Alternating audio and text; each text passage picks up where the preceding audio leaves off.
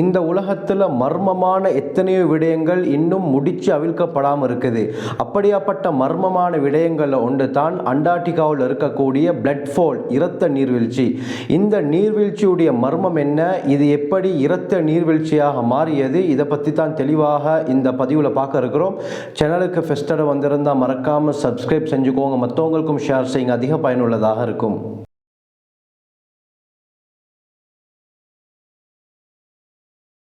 இந்த உலகத்தில் மிஸ்ட்ரியான மர்மமான எத்தனையோ இடங்கள், எத்தனையோ விடயங்கள் இருக்குது. உதாரணமாக எடுத்துக்கொண்டால் அமேசான் ரெயின் ஃபாரஸ்ட், அமேசான் மலைக்காடுகளில் பல இடங்களில் மனிதனுடைய காலடி தடம் இன்னும் படல்ல அப்படின்னு சொல்லப்படுது. அங்கு இன்னும் அதிகமான தாவரங்கள், கண்டுபிடிக்கப்படாத விலங்குகள் இருப்பதாகவும் சொல்லப்படுது. இதே போலத்தான் மரியானா ட்ரென்ச், மரியானா ஆழியுடைய ஆழத்தை பலர் அடைந்திருந்தாலும், பல விடயத்தை கண்டுபிடித்திருந்தாலும் இன்னும் அதிகமான உயிரினங்கள் அந்த இடத்திலே வாழ்வதாகவும், அதிகமான மர்மங்கள் இருப்பதாகவும், அது இன்னும் கண்டுபிடிக்கப்படாமல் இருப்பதாகவும் சொல்லப்படுது. இதே போலத்தான் பெர்முடா, இந்த பெர்முடாவுடைய முக்கோண அந்த பகுதியில் என்ன நடக்குது, சில விடயங்கள் கண்டுபிடிக்கப்பட்டாலும் முழுமையாக அதனுடைய மர்மங்கள் இன்னும் அவிழ்க்கப்படாமல் தான் இருக்குது. இதுபோல் உலகத்தில் எத்தனையோ மர்மமான மிஸ்ட்ரியான விடயங்கள் இருக்குது.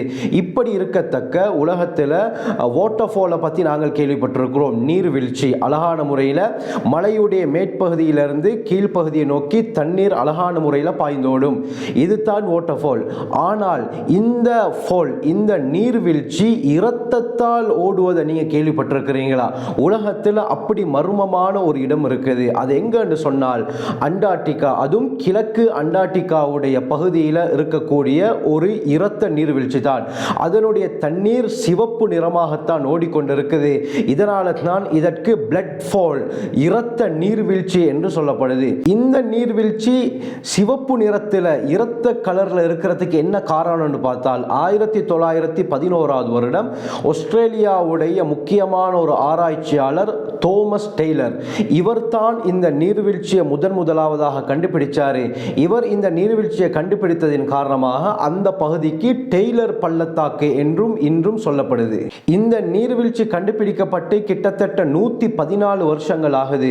இந்த 114 வருஷங்களாக ஆராய்ச்சியாளர்கள், விஞ்ஞானிகள் இந்த பள்ளத்தாக்கு, அதாவது இந்த நீர்வீழ்ச்சி எப்படி சிவப்பு நிறத்தில் இருக்குது என்று இன்றும் ஆராய்ச்சி செய்து கொண்டு தான் இருக்கிறாங்க.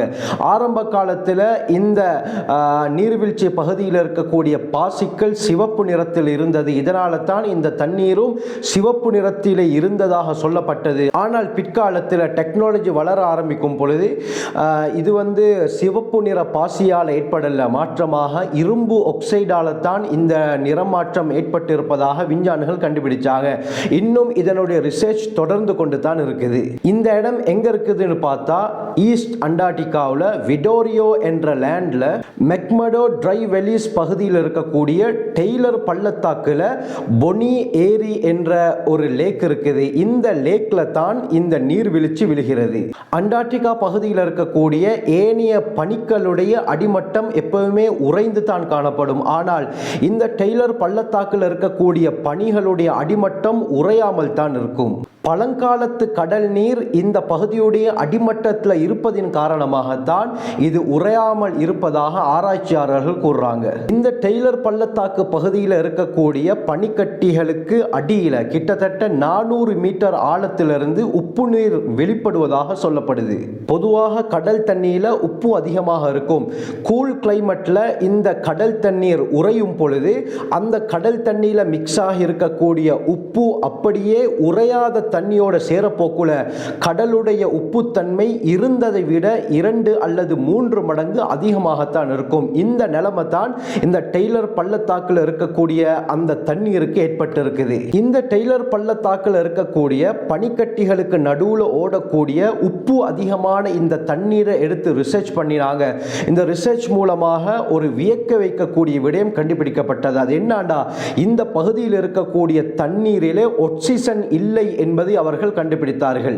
ஆனால் இதே டெய்லர் பள்ளத்தாக்குல பலவிதமான நுண்ணுயிர்கள் வாழ்ந்ததற்குரிய அடையாளங்களும் கண்டுபிடிக்கப்பட்டிருக்குது.